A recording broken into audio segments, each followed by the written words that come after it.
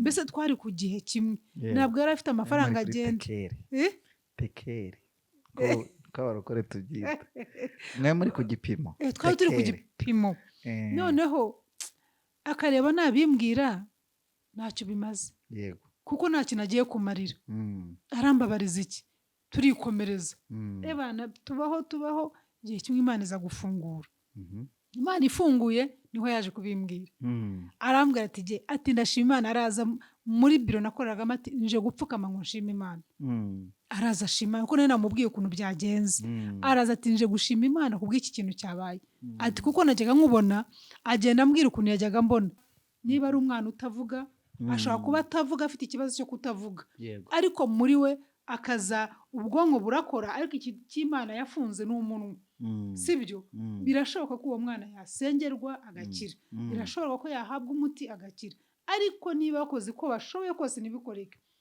garukira Imana girita Imana ndabona naragerageje byose ariko ndabona bidashoboka birashoboka yuko ushaka ko imirimo yawe uzagaragarira muri uyu mwana none mu bwenge mu bumenyi mereza uburyo nafata uyu mwana nkamukuza nkamwitaho kuko mbizi neza yuko Imana izagaragara muri uyu muntu mu by'ukuri kankubwiza ukuri Imana irabikora amen ashaka kuba atavuga ariko afite amaboko sibyo kandi dufite Imana yatanze ubwenge abantu bazi guca amarenga umuntu akamenya icyo abwiwe naho agaca amarenga ibintu bikagenda tubafite se Imana ikamukoresha mu buryo bw'amaboko ye akaba yaba umukinnyi w'umupira cyangwa na basket n'ibindi byose Imana ikamwagura agatunga umuryango nawe akitunga ubwo se Imana nibigaragariye muri we amahoro y'Imana umugisha w'Imana mwebwe mukurikirana Mpumuriza GB Ministries Imana y'amahoro ibaho umugisha kandi bishimire ibahe kuba mu gihugu cy'Uwiteka Imana yanyu ibaha ibasetse ibanezeze mu izina rya Yesu Kristo rifite imbaraga niba rero ugeze kuri cano bwa mbere nyabona kanda kuri subscribe ubundi tujye tubana umunsi ku munsi impamvu ya subscribe nta yindi ni ukugira ngo buri kiganiro cyose twaprodinze ukibone ubone notification uko yaje iwawe niba uhisemo kuba wagikunda ukamenya umubwirizabutumwa twazanye cyangwa se mu kimwe ubonye titire twakoresheje ubashe kubana natwe muri icyo kiganiro nawe wigiremo dore ko aha ari inzu y'ibitabo kandi ari Mpumuriza GB Ministries mwaramutse neza mubyeyi mwaramutse neza amahoro y'Imana bane namwe kuri twese iburasirazuba rero iburengerazuba amajyepfo n'amajyaruguru mujyi wa Kigali abantu mwese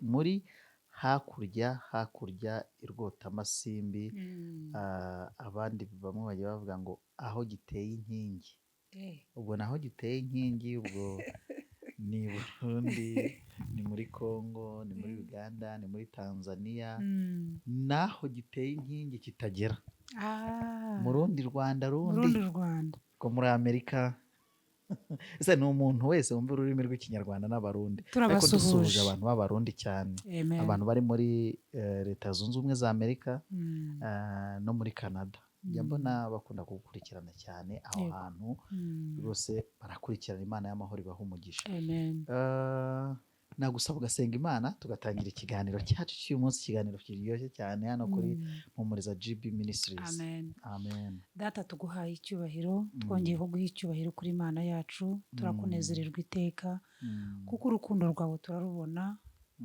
imbabazi zawe zihorana natwe turagushimiye ko ngiye kuduha kubaho kuba turiho ntacyo twatanze nta nicyo turusha abamaze kuruhuka turagushimiye rero izina ryawe rihabwa icyubahiro undi munsi uduhaye kuba imbere yawe tuganira duhumurizanya tubwirana iby'ururutse umutima mwami tubiguhereye icyubahiro vugana n'imitima yacu kandi uhaze kwifuza ko abadukurikiye bose turagushimiye kumva gusenga kwacu ni mu izina rya Yesu amen amen Imana y'amahoro ibaha umugisha amen hano muri Bibiliya harimo ubuzima bwinshi ariko uyu munsi wa none ndifuza yuko twatanga ubuzima ahantu Yesu yahuye n'uwavutse amugaye yego niko bavuga cyangwa ababana n'ubumuga. ababana n'ubumuga ariko we mu bibiri bivuga ko yavutse amugaye. Yego. nuko yamugeraho bakamubaza ngo mbese n'icyaha cye icyaha cy'ababyeyi be ibi byabayeho kubera iki? Yego. Yesu afite uko yabasubije nk'uko turi buze gusoma. Yego. ariko icyo ngendereye ni iki? ni gute abana babana n'ubumuga bakwigirira icyizere Yego. mu gihe ababyeyi babo nta ruhare bagezemo kugira ngo babe gutyo? ese ababyeyi bo wabahumuriza ute uyu munsi kuri Mpumuriza GP Ministries? Imana iguha umugisha kandi Amen. Yego. Murakoze cyane mukozi w'Imana, Imana iguha umugisha. Ikibazo mbaje ni ikibazo gikomeye cyangwa se kigari. Ni kigari cyane, ntabwo kireba abana gusa, kirareba n'ababyeyi n'abantu bakuze n'abakecuru n'abasaza. Kandi ikigutangaje ntabwo kireba abakene gusa, kireba n'abakire bafite ibintu pe, bakavuza n'uwo mwana bagize ibyo byago, reka tubyite ibyago kuko nta muntu wifuza kumugara, ariko ugasanga no mu nzu y'umukire harimo umwana umugaye cyangwa se n'umubyeyi aramugaye. Bibaho rero, niyo mpamvu tubwira abadukurikira ngo nimukomere, nimuhumure. Ibyo byababayeho nta ruhare wabigizemo, ntabwo wakubise umwana ngo amugare, ntabwo wagize wenda wagiye kwiba ngo bagukubite ucike amaboko cyangwa se umugare. Mbese ibintu utagizemo uruhare ntabwo wakwiciraho urubanza. kandi niba waranabigizemo uruhare, hari aho wicira urubanza ukajya imbere y'Imana uvuga uti Imana, ibi nabikoze nabizi, nabikoze muri ubu buryo, ariko ndagusaba imbabazi, mbabarire. Umutima wawe ugatuza ukiyakira. ariko reka duhumurize bano nk'uko Bibiliya itubwira ngo yavutse amugaye. Rero ndagira ngo mpumurize ababyeyi bafite abana wenda babana n'ubumuga, ndagira ngo mbabwire ngo nimukomere. Hari amagambo tujya tubura yo kubwirana. Wari uzi yuko iyo umuntu yagize ibyago ubura ijambo ryo kumubwira ngo komera, kandi ari byo yabanje kuba atiyahuye ukaba usanze ari muzima, nuko yabanje kwihangana. Kuba yagize ibyago kumubwira ngo komera, ihangane, nta kundi byagenda, ni amagambo dufite. ariko icyo nzi neza, hari ihumure riva ku Mana. Uko riza ni Imana ibizi. Muri icyo kibazo urimo, muri izo ntambara urimo, mu byago uba waciyemo, ihumure riva ku Mana niryo ryonyine ryanyura umutima wawe. Ariko noneho reka tuganire kuri icyo cyanditswe, aho Yesu yasanze hari umuntu umugaye, nyamara yavutse ari uko nguko. Waba waravutse umugaye, waba waramugaye ukuze, nabyo bibaho. Ariko nagira ngo ubwire ngo komera, ufite Imana ikuzi. Yesu nashimwe cyane. Imana irakuzi kandi igufitiyeho umugambi. Reka rero tuganire noneho ku bana. Burya abana bagenda bakura, yego bakazaba bakuru, ariko burya umwana aba akeneye kwitabwaho cyane, n'uba ukeneye kurebwa cyane. Reka mvuge ngo uwumugaye cyangwa umuntu ubana n'ubumuga aba akeneye umuntu umutekerezaho neza, umutekerezaho cyane, akamubwira komera, akamubwira ihangane, nta ruhare wabigezemo, nuko wavutse, ni Imana kandi koko nta kintu wabikoraho. Rero kuko ari nta yandi magambo dufite twabwira abantu, turababwira nimukomere, nimwihangane. Hari abantu twarimo tuganira ejo bundi, noneho bajya impaka baravuga bati ariko umuntu abwira ati umuntu wagize ibyago ngo ntiyihangane kandi ababaye. Mu by'ukuri nta rindi jambo dufite twakoresha. Rero abantu reka be gucika intege ku magambo twahawe, be kumva bavuga ngo ubuse ngo ndamubwire ngo komera kandi n'ubundi yabuze wenda yapfushije umuntu we wa bugufi cyane. Mu by'ukuri nimubohoke bakundwa, nta rindi jambo dufite kereka Imana nitugira ubuntu ikaduheza irindi jambo, naryo tuzarikoresha. Ariko mu gihe amagambo dufite ari komera, humura. Yego iyo umuntu ari mu kababaro ntabwo wamubwira ngo komera ngo abyumve vuba, ariko nibura aba yumvise ko hari icyo wagerageje kumubwira. Uba wagerageje gufata ku mutima hahandi hababaye, ariko ntiwaguhashyikira. Rero reka amagambo dufite aba ariyo tujya dukoresha. Nimwihebe, ntukananirwa kubwira umuntu ngo komera kubera ko ngo ubuse ndamubwira komera already n'icyo yabanje gukora. Yego ariko se kari ryo jambo uragenda uceceke, uraceceka ariko uraza kuva aho urivuge tu, kuko nta rindi jambo dufite. Rero nubwo ataryumva uwo mwanya, ariko nibura yakubonye kandi yabyumvise ko wagerageje, kugira icyo umubwira. Rero Imana y'amahoro iduhana umugisha muri iki kiganiro. Dusomye iri jambo riravuga ngo riri muri Yohana ibice 9 ku murongo wa 3. Oya tunahereye hejuru wenda ku murongo wa 1 n'uwa 2 haravuga ngo Yesu akiza uwavutse ari impumyi. Mu by'ukuri uyu muntu yavutse ari impumyi nta ruhare yari yabigizemo pe. Ibaza ubyaye umwana abyutse ahumirije ugatekereza ko ari buhumure bikanga. Wabyifata mute nk'umubyeyi? Nta na kimwe wakora, uravuza ukavuza bikavaho bikanga. Wenda muri iki gihe kera sinzi niba harabagaho abaganga ariko naho tubibona yuko ababyeyi bavuje, ariko yavutse ari impumyi. Uribaza nk'uwo mubyeyi agahinda yari afite. Ntabwo tuzi ngo uwo muntu yari amaze imyaka ingahe ingana iki, ariko ababyeyi bari bababaye, bari bafite agahinda n'ukuri. Ariko ngo Yesu arahagera, nuko ngo akigenda abona umuntu wavutse ari impumyi. Yavutse ari impumyi ariko ntabwo batubwira ngo yari afite imyaka ingana iki. Ntabwo tuyizi, reka tuyihorere. Wenda yari muto, wenda yari akuze, wenda yari umukecuru cyangwa ari umusaza, ntabwo tubizi. Abigishwa noneho yari kumwe n'abigishwa we, ngo abigishwa baramubaza bati mwigisha, ninde wakoze icyaha, n'uyu cyangwa nta babyeyi be, ko yavutse ari impumyi? Muri make hari igihe umuntu aba ari mu kibazo abantu bagashakisha impamvu. Yavutse ari impumyi, wenda yavutse amugaye amaguru atariho ko tujya tubabona, yavutse n'amaboko afite, yavutse n'amaso arimo, yavutse atumva byinshi, bya bintu byose tujya tubona ku bantu. Noneho abantu bakabigiraho impaka, ariko uriya muntu buriya byagenze bite? Bamwe bakavuga buriya wasanga yaragiye mu bapfumu ariyo mpamvu, buriya wasanga hari imiti yanyoye niyo mpamvu. Mbese abantu bakabyita amazina. Ariko noneho ngaha tubonye urugero rwiza ngo Yesu amucaho, ca kuri uwo muntu wavutse ari impumyi. Abigishwa be ntibaripfana nk'uko natwe tutajya turipfana. Natwe niyo mpamvu wumva umuntu, babona umuntu bakabaza buriya byagenze bite? None se ko yavutse ari impumyi ninde wabyagenze? Ntabwo tubizi. Ubizi ni Imana, kuko byakorewe mu ibanga, umuntu ubizi. Rero kubaza ngo ngo buriya muntu byagenze bite, nava hasi agenda yicaye, byagenze bite? Kandi urabibona yuko ntabwo amaguru bayaciye, urabona ko yavutse kuriya. Urabaza ngo byagenze bite se? Urasubizwa nande nawe? Kuko nuko ababigishwa ba Kristo bari bazi yuko nyine bari kumwe n'umuntu w'inyagenge. Niko abanyarwanda bavuga ngo ni inyagenge, cyangwa se ni umuntu uzi ibintu, babonaga azi byose, bamenya. Ubivuze neza, yari bamenya wabo. Baramubaza ati mwigisha, kujya utubwira ukuntu wavuye ku Mana tukabyumva, tukageza n'ibitekerezo mu ijuru, tukicarana na Data, kandi ari we turi kumwe hano, ukatusogongeza no ku bwiza bwa Data. Tubwire uriya muntu byagenze bite? Rero natwe hari igihe tugendana, ukagendana n'umuntu ukabaza se, noneho ugashaka kumenya ese yavutse ameze kuriya cyangwa se yaravutse nyuma nyine buza byagenze bite? Byagenze bite rero?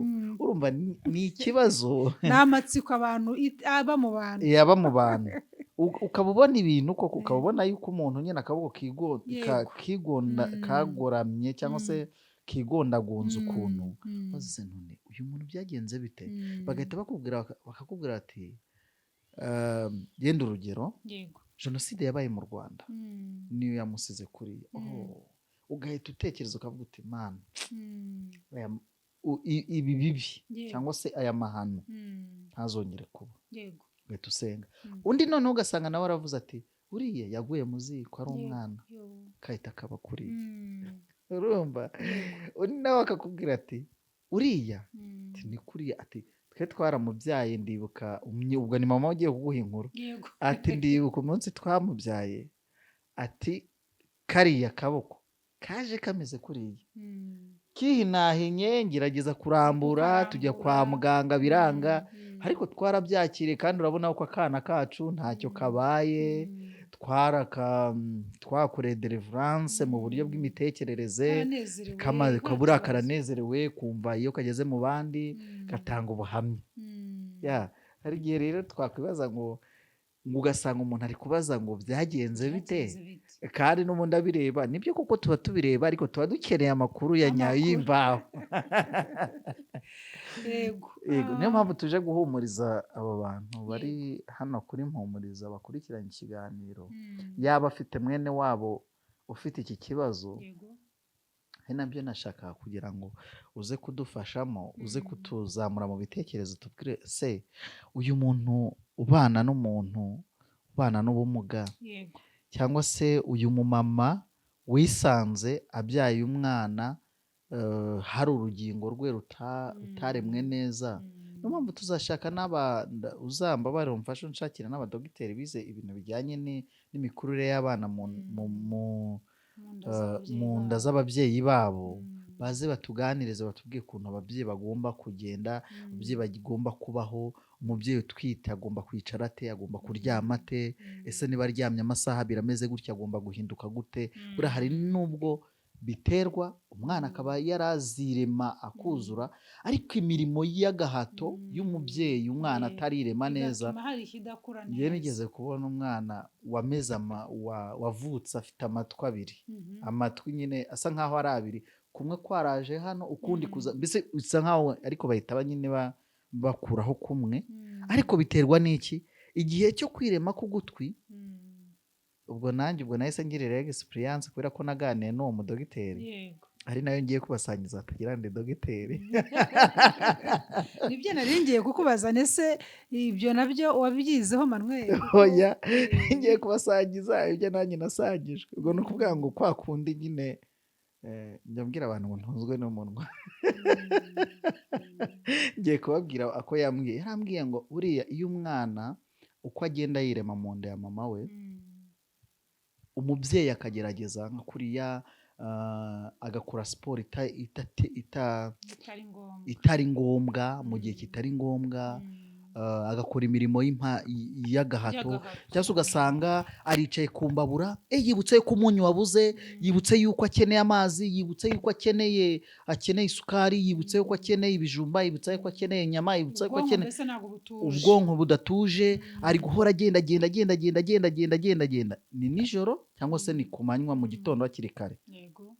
Aya masaha umwana ngo niho aba ari gufata pozisiyo cyangwa se uburyo bwo kuremerwamo, niho buri yenda niba hari hagiye kujyaho akaboko, hari igihe hahita hajyaho akaguru, ahakagiye akaboko hagahita hazaho akaguru. Kubera iki? Igihe cyo kujya aho byari bikwiye yari ari kugenda, umwana arihindukiza bitari ngombwa. Akenshi cyane rero nabyo ababyeyi baba bagomba guhumurizwa, bakabwirwa, tukabwira n'abagabo duti bagabo rero, mu gihe ubonye koko umusaruro wawe wawubitse mu mugore wawe, ugomba gusigasira umuziranenge mugiye kuzibaruka, ukajya ufasha imirimo ya yindi ituma umudamu acuragira akagira akanya ko kuruhuka no kugira ngo umwana amererwe neza. Ako kari kivanzemo mu byo wari urimo dusobanurira. Wari ugeze ahantu havuga ngo ugasanga umuntu ari kubaza ngo mbese ngo byagenze bite kandi abibona. Nibyo koko, hari n'ukuntu umuntu ababaza abandi bantu, akababaza akavuga ngo ugasanga ari kubabaza bagenzi be, avuga ati ariko se uyu mwana wanyu haramuvuje? Hari igihe aba babyeyi bavuje, cyangwa se hari igihe babuze n'ubushobozi, none uravuze ngo waravuje. Ese ubu mwaragerageje koko? Bari baragerageza, ahubwo wamanje wamenya uko bafite ubushobozi bwo kugerageza. Nkaho ndi wabajije abantu batinze gutwita, ariko se mwarivuje? Oya, ntago mwivuje. Ubu mubikora neza? Ibyo nabyo bibaho. Umva umuntu akagukubita nk'ikintu ntanakubwira ngo warivuje, cyangwa se Imana ibagirire neza. Ni ukuri ngo ariko se ngo mubikora neza, ngo ubu ngo mwaraganirijwe. Wabuze ubwenge cyane. Ariko undi wakakubaza ati warivuje, ariko ntanahita agarukiraho. Abarokore muri injiji, ubu wabona namwe muri mu masengesho gusa, gusenga gusa ntabwo bigira akamaro. Nibyo koko, nibyo ibintu ari kuvuga, ariko abivuganye mu gihe kitari cyo, kandi ahantu hatariho, n'ahantu n'imitekerereze irenze umuntu ufite agahinda. yesu we yewe umuntu uzankoraho ndumva ikiganiro kigenda cyaguka ariko kuki tuvuga ngo mbese ngo byagenze biti bene uwo muntu ukubwira ngo ese warivuje mu by'ukuri aba arengereye yego ashobora kuba atabizi inama nziza uraza no kudufasha tubwire ese ni gute wabwira umuntu gusa nabi kandi wamunye ko asa nabi nawe azi uko asa nabi niyo mvugo nziza wamubwira ko asa nabi kandi ntimukomeretse nawe ntikugireho ingaruka. Urakoze cyane. Burya hari amagambo tuvuga mu gihe kitari cyo akadukomeretsa, ariko niba umuntu yambaye nabi cyangwa asa nabi urabibona ko ntabwo yisize, urabibona yambaye ishati isa nabi cyangwa umwambaro usa nabi, ntabwo ukwiriye kugenda umubwira ngo ariko urasa nabi. Hariho abantu batazi kwikontorora, kwifata no kumenya igihe bari buvugire amagambo. Si ngombwa no kubimubwira. Wowe niba ubona atisize, ese uragira ngo yanze kwisiga bishaka, genda ugura amavuta uyamuzanire, sibyo? Uyamuzanire kandi uyamuhera mu bantu, yamugurira uyamuzanire, umubwire uti ndagushaka, mwicare, umubwire uti rero inshuti yanjye ejo bundi twarahuye mbona bimeze bityo, ariko cyangwa se unamuhereza amavuta, umuhe kado tu, muhe kado nawe aramenya icyo umubwiye. Niba ubona yambaye nabi, ubona ishati icitse, umuntu yakwambara ishati icitse afite inzima, genda ufate muzawe cyangwa umugurire umuzanire, nunamubwira uti nabonye wambaye ibicitse, oya nta mpamvu, kuko nawe yagiye kuyambara abibona ko icitse. Ariko wowe nuba ubona hari ikinyuranyo cyabaye, genda ukore igisimbura ikindi. Ariko ayo magambo tuyareke. Wenda reka nkuherezeho urugero niba ndutange, ariko reka ndubaye. Hari igihe kimwe nigeze guca mu butayu, mu butayu mbucamo ebana, ariko Imana ijya iduhisha. Imana ijya iduhisha ntihagire umenya ko ubutayu urimo kubucamo. Nca mu butayu bwo kubura umwambaro, ukabona mbese urambara umwambaro umwe ntuhindura ntugira utya, ariko umuntu umwe twari inshuti akabibona ariko ntiyabimbwira. Ariko nyine uko nambaye akaza akambwira ati urasa neza, wambaye neza, tuguma muri ibyo. Kubera iki? Ntabwo mbese twari ku gihe kimwe, ntabwo yari afite amafaranga agenda. Tekeri kabarokore tubyita mwe muri ku gipimo, twari turi ku gipimo. Noneho akareba nabimbwira ntacyo bimaze, kuko nta kintu agiye kumarira. Arambabariza iki? Turikomereza. Ebana tubaho igihe kimwe Imana iza gufungura. Imana ifunguye niho yaje kubimbwira. Arambwira ati ndashima Imana. Araza muri biro nakoreragamo ati nje gupfukama ngo nshima Imana. Araza ashima kuko nari namubwiye ukuntu byagenze. Araza ati nje gushima Imana kubw'iki kintu cyabaye. Ati kuko najyaga nkubona, agenda ambwira ukuntu yajyaga ambona. Ugatumva najyaga mbona uko ibintu bimeze nkatinya kubikubwira. Ansubiramo story yose. Ndavuga kuki utabimbwiraga? Ati se mbikubwire bimara iki? Ati hari igihe umuntu avuga ikintu mu gihe kitari cyo, ntabwo mfite icyo ngiye kukumarira hanyuma nkubwire koko ntabwo bishoboka. Ati niyo mpamvu nakwibura, atari ko nje gushima Imana ko yahinduye amateka. Rero dufite Imana ijya ihindura amateka, ntitwe dukomeretsa abantu. Genda ubwire, niba ubona umuntu hari ikintu abura, genda ufate ikindi uzumuhereze, wicecekere. Uwo muntu nawe azamenya ibyo ari byo. Wimbwira ngo ndi mubi kubera ko ntabwo nisize, genda ungurire amavuta unzanire, ubundi ejo nitwongera guhura ukabona narisiga, aba ari bwo uzambaza ese ko ndeba ufite umwera ntabwo wisize, kandi ubimbwire mu kinyabupfura nyine utuje, nzabyumva. Wenda naba mfite ikindi kibazo kiri inyuma. Ndumva ariko nkuko nasubiza icyo cyo kubwira umuntu ngo ni mubi, ubundi nta muntu mubi ubaho. Twese Imana yaturemye mu ubonye umuntu asa nabi, asa nabi ni ukuri, asa nabi bitewe n'uko nabisobanuye. Yambaye nabi, atisize, ubona mbese adakase umusatsi, ubona waramuhirimbiriyeho. Uretse ko muri iki gihe ntabyo wamenya kuko abantu barahirimbiza imisatsi, ariko ubona wari usanzwe umuzi ukabona byarahindutse, mwegere mubaze niba akeneye kwiyogoshesha, niba akeneye, se niba ari umudamu wenda ubona byarakomeye akeneye kuba yajya muri salo, mbese ukamufasha utarinze ujya mu bintu byinshi cyane. Yego. Impamvu nkubajije aka kantu rero, hari ukuntu ubona koko yuko umuntu abana n'ubumuga, wamara kubibona ukavuga uti se ubu se ndabigenza nte? ukabona wagira neza ntabwo ariko yavutse hase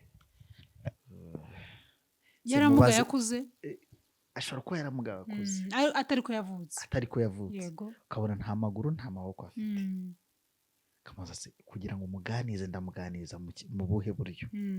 Erega iki kiganiro cyakorewe kugira ngo twegereze abantu imvugo nziza babasha gukoresha imbere y'abafite ikibazo runaka.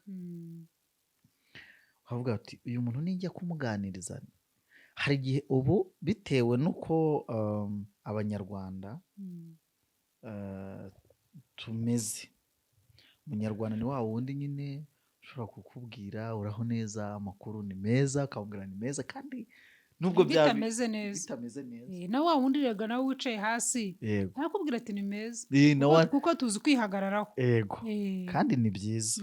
Noneho ukavuga se uyu muntu nifuzaga yuko tuganira amubuhamya nkomere cyangwa se nawe mbona uko muganiriza, ariko si uyu muntu ndamuganiriza amazi se amaboko yagiye he, amaguru yagiye he?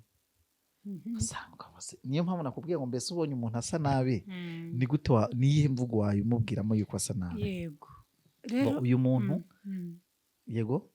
nari ngiye kuvuga ni hari uburyo wamwegera niyo mudasanzwe muziranye ari ubwa mbere umubonye, urabanza ukamwiyegereza buhoro buhoro buhoro buhoro, ukamwinjirira buhoro buhoro muganira, ejo ukongera, ejo ubundi ukongera, ntabwo wagenda uwo mwanya uhita umubaza kuko nawe ntakuzi, arakubwira ibyo gute, nanjye sinabikubwira, ariko yungiriye impuhwe nkabona uranyegereye, niba ubona nshonje ukangaburira, niba nambaye ubusa nkabona uranyambitse, mpita numva yuko uri umunyempuhwe, nanjye nkaba nakwemerera nkakubwira ibyanjye.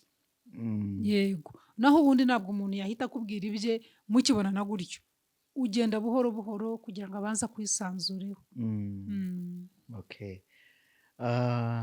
Ngewe icyo nari ndimo ntekereza, buriya hari igihe yenda si ngewe n'undi muntu ngiye kubariza, hari ukuntu ubona umuntu nta maboko agira, tumaze uti urumva aya marangamutima nkoresheje, ariko mu by'ukuri agiye kubabaza umuntu ugiye kubaza, amaboko yawe yagiye he? Iki kintu si ntabwo ari byo, ni ukuri ntabwo ari byo, ntabwo dukwiriye kubazanya gutyo, ni ukuri. Cyangwa se ukabona nk'ugutwi wenda afite nk'agatwi kameze gutya, wacitse ugutwi gute? Byagenze gute? Oya ntabwo ari byo, ariko hari abantu bakomerekeramo gutya. Noneho icyo nahise ntekereza nk'ubu nkanjye, yenda urugero nta rutoki mfite, Manuel burya nta rutoki ugira? Uzi uko mu minsi tubanye nigeze mbona yuko nta rutoki ugira? Ni imvugo itari nziza. Noneho rero ababyeyi tubahumuriza, tubabwira yuko ari byo ugiye kudufasha, ni gute twabwira ababyeyi mu buryo bwiza babasha guhuza abana bose hatagize ukomeretsa undi, yaba abana bavutse basanga iyi mfura yaragize ikibazo cyo kuba hari urugingo rutuzuye ifite, ibana n'ubumuga runaka. Ese uyu mubyeyi arazamura uyu mwana gute, anazamure n'abandi bana bamukurikiye gute kugira ngo babane bamwubaha, ndetse n'abasura muri urwo rugo bere kugira aho bakomeretsa uyu mwana ubana n'ubumuga mu muryango, mu gihe impamvu atari ababyeyi be, impamvu atari we, ahubwo ari ukugira ngo imirimo y'Imana yerekanirwe muri mwe. Ariho unaza no kudusoreza utubwira ni gute imirimo y'Imana yerekanira ku muntu ubana n'ubumuga, ko nabyo ni ikibazo. Gusanga umuntu utagira akaboko ariko ariho Imana yiherera icyubahiro. Yego, murakoze cyane Manuel. Yego, iri jambo ryabitubwiye neza. Icya mbere reka mvugane n'imiryango ikijijwe. Gukizwa mvuga ni ukwakira Kristo nk'umucunguzi mu buzima bwawe, ukemera ukayoborwa nawe mu byo ukora byose. Icyo gihe amarangamutima yawe cyangwa se ibitekerezo byawe wemera bikayoborwa na Mwuka Wera.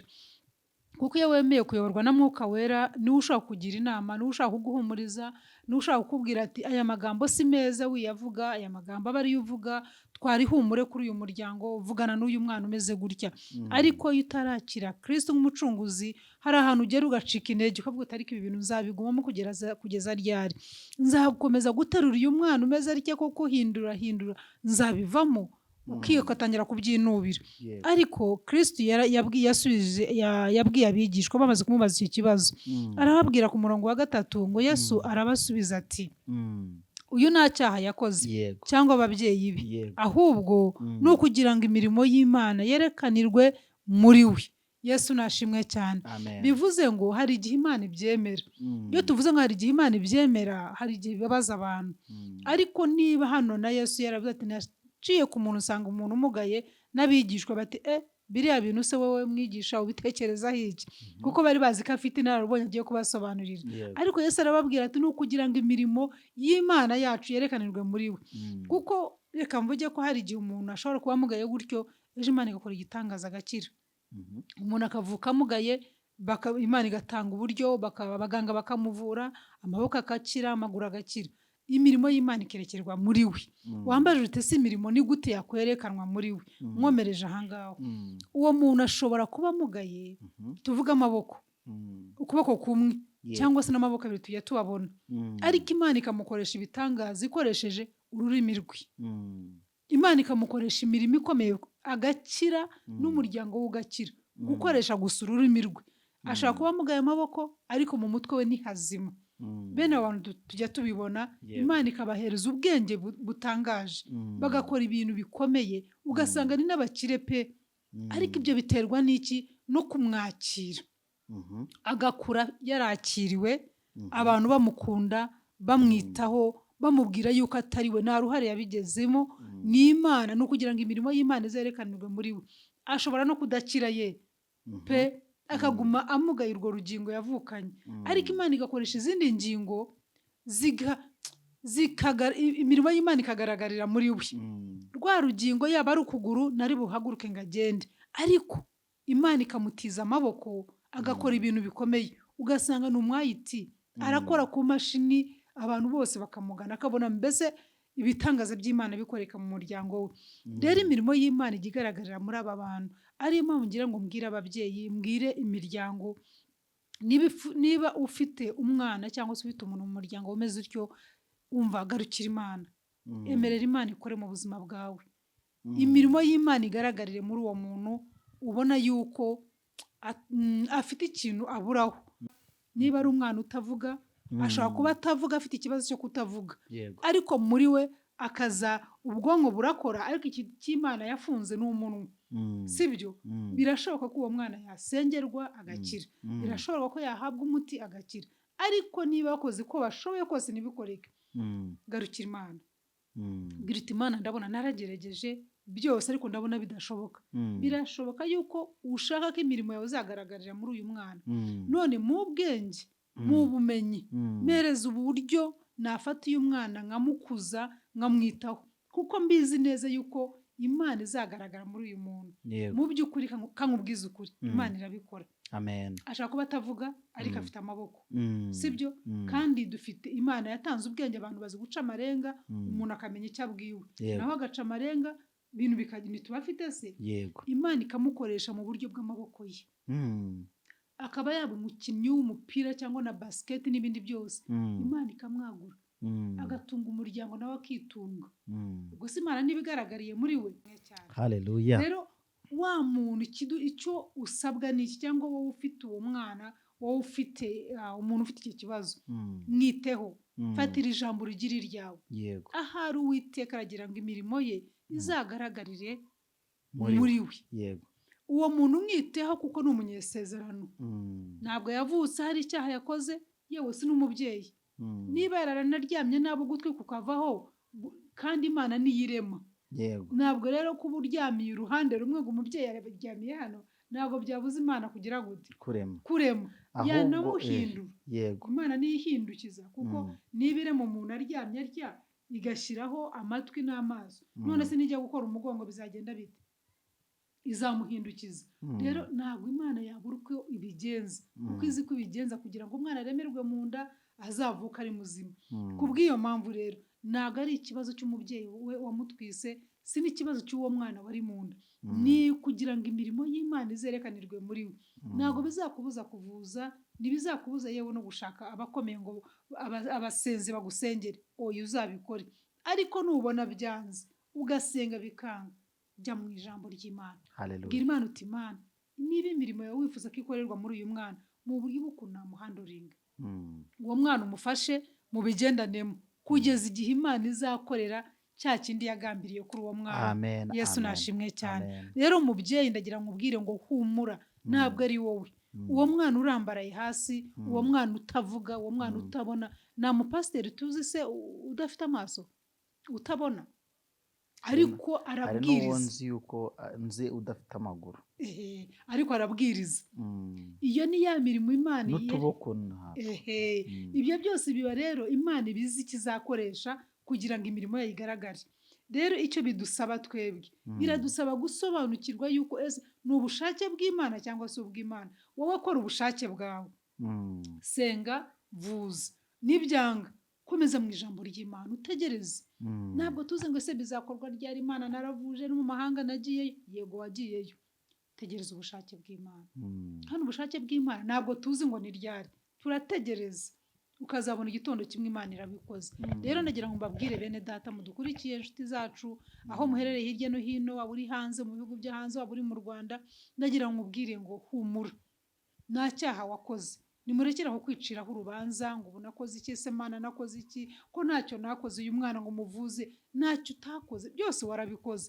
Ariko ahasigaye reka imirimo y'Imana igira ite, igaragarire muri we. Yesu nashimwe cyane. Nta kundi rero, nta kindi wakora. Na Yesu Kristo nuko yasobanuriye abigishwa, buriya nabo bari bateze kugira wenda ngo ababwire ati buriya umugabo yakubise umugore atwite, buriya umugore yaguye mu cyobo atwite, cyangwa se hari ibintu yariye bibi bituma uriya muntu abimumyi. Mbese abigishwa negereza ko bari bategereje ibisobanuro bya Kristo, nk'uko natwe tujye tubaza ngo ayiwe uriya muntu buriya byagenze bite, uriya muntu ni ukuri njya mbona abantu batabona aya maso y'umubiri ariko bakora imirimo bikomeye pe. Ukabona umuntu yambaye neza, ni umugabo arakomeye. ni ukubera iki? ni uko yahawe icyo cyizere, abantu bamusubijemo icyizere. Yesu nashimwe cyane.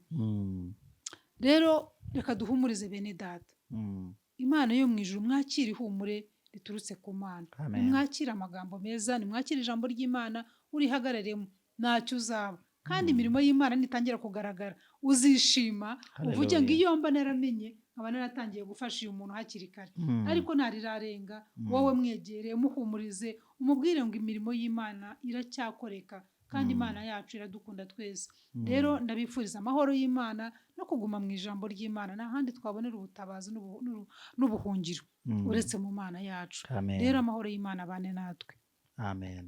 Murakoze cyane. Imana y'amahoro ibahe umugisha kandi wishimire. Mwakoze mwebwe mwakurikiranye kino kiganiro kuva gitangiye kugera gisoje. Niba hari ibyo tutavuze nawe wabyandika muri komenti, hari ingororangingo, hari ingororamagambo ariko itarimo gusebanya, ibi umugani w'umusizi, ibi by'abaswa, wagushyira muri komenti.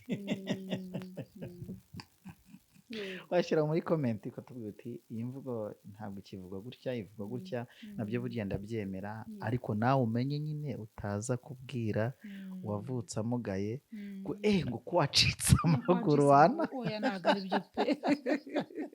Kuko nta ruhare yigeze abishyiramo. Nta ruhare yabigizemo. Kandi uyu ushobora kubwira gutya, ejo wabura uko umusaba cyane. Kuko hari igihe ibi bintu Imana yabikoze kugira ngo igisiga cy'amerwe cyo muri Amerika kizamubone kuri sikirini runaka, kimugirire neza. Ibyo noneho agira amahirwe, bafite imitekerereze mizima.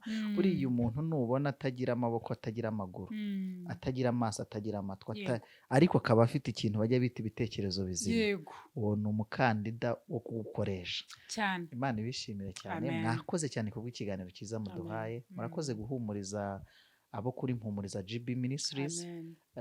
Kandi nitwongera kugira ikindi banditse muri komenti tukabona yuko twacyongeraho nacyo tuzaza dukomeze kuko kino Yego. kiganiro Yego. harimo n'ikindi kiganiro harimo umwami byinshi, harimo imana byinshi atukomeza tutavuze. dushoboze mwasenga imana tugasoza Amen. kandi niba hari ugize icyifuzo niba hari wifuje kuba yabavugisha nimero hasi bihari sinzi niba twatanga n'indi kuko iriya nimero nanjye ubwanjye iyi ntera wayitanga rwose. Yego, niba uri hanze andika akamenyetso ko guteranya 250 788 75 86 waba uri mu Rwanda kuraho akamenyetso ko guteranya 25 wandike 0788 75 86 82 ugahamagara mu gihe ufite icyo gusengerwa cyangwa se inama wifuza ko wagirwa. Ntaguhamagara alo ndagukunda nakubonye kuri kamera rwose kandi ubu tuva hano tujya ahandi. Imana ibishimire cyane. Mwasenga Imana tugasoza. Nawe twamwakira kuko iyo umuntu akubwiye ngo aragukunda utanamuzi uhita wumva nabwo unezerewe. Rero nabo turabakira tukanababaza n'icyo bungutse muri icyo kiganiro. Ubu ntuza kutubwira ngo uradukunda uzatubwira icyo wadukunda n'ubundi mbese uzaba ufite impamvu z'urukundo rwawe. Murakoze mwasenga. Data tuguhaye icyubahiro turagushimira kubw'ijambo ryawe. Ni ukuri hari igihe mwami bijya biba kugira ngo imirimo yawe igaragare muri twe. Mwami turagushimiye cyane. Reka rero bene data bose badukurikiye reka buri muntu wese uri bubyumve yubakwe nawe mwami umuganirize yumve yuko kuba amugaye kuba afite ikibazo mwami amaranye igihe ari nta ruhare yabigizemo ahubwo ari ukugira ngo imirimo yawe igaragarire muri we. Mu izina rya Yesu Kristo turasenze mwami ngo umusange amarangamutima ye umufateho mwami umugirire neza asobanukirwe amenye yuko mwami ari wowe ukiza amenye ko ari wowe ushobora gukora n'ibitangaza mu buzima bwe kandi data na cya kindi gitera umubabaro kigihari. Erega ngo uri Imana izana umunezero yuzuza umunezero n'ibyishimo ngo kandi igitera umubabaro kigihari. Rero mwami ubanezeze kandi ubagirire neza. Turagushimiye ko mushe gusenga kwacu byose ni mu izina rya Yesu dusenga twiringiye kubyumvise. Amen. Amen.